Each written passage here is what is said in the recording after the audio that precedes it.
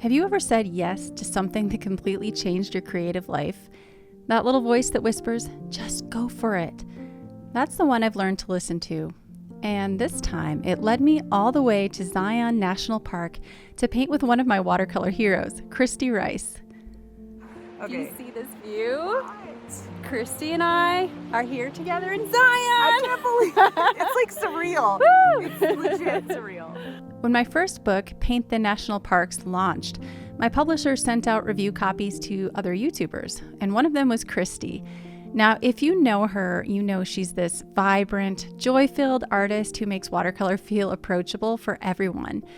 I had actually reviewed her book, How to Make Art for Joy's Sake, earlier in the year, and was just so inspired by her message of painting for joy, not perfection. So when Kristy reached out and offered to do a YouTube live together, I was thrilled. We talked about everything: art, business, life, and the weird, wonderful world of YouTube. By the end of that conversation, it honestly felt like we'd been friends for years. Then a few days later, she messaged me, "Hey, Emily, want to come stay with us near Zion and paint together?" And that same little voice whispered again, "Say yes." If you've ever worked as a YouTuber, or honestly as an artist, you know it can be pretty lonely. You spend hours at a desk, behind a camera, talking to a lens instead of people. So getting to hang out in person with someone who truly gets it felt like a breath of fresh air. On our first afternoon, Kristy's husband Adam gave us a mini tour through Zion. It was my first time there, and I was absolutely in awe. Those cliffs, that red rock, the glowing light. It's one of those places that just humbles you. We found a quiet spot by the river near the grotto. Hikers headed up to Angel's Landing, and we unpacked our watercolor gear. What a view, right? Hey. Hi, guys. What's up? Do we look so sexy? Just red. Look at this works. Totally works. This works. It just takes out the aspect of color so you can see the lightest lights, the darkest darks, and your middle values. Is coming. And it feels apocalyptic. It does feel a little apocalyptic. Oh my gosh. Aha, found it. I am just flipping through my book because I want to show you.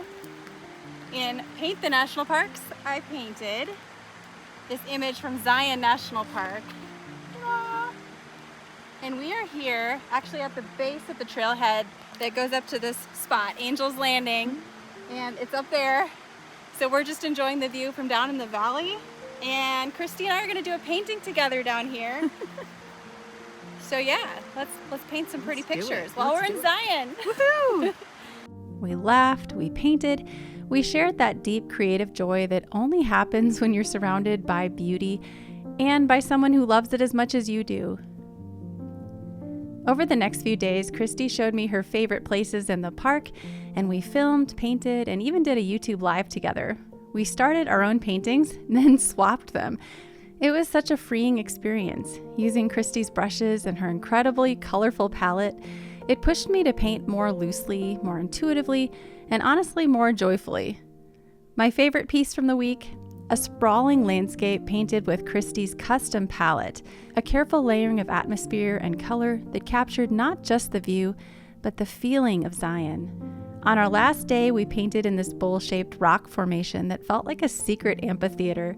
The sun was warm, the air was still, and it felt like the perfect moment to pause, to talk about art, retreats, and the beautiful community we're both so lucky to be a part of. We even filmed a little interview for Kristy's upcoming Uptrek retreat to France, and I couldn't help but smile thinking about all the artists who will say yes to that same kind of adventure next year.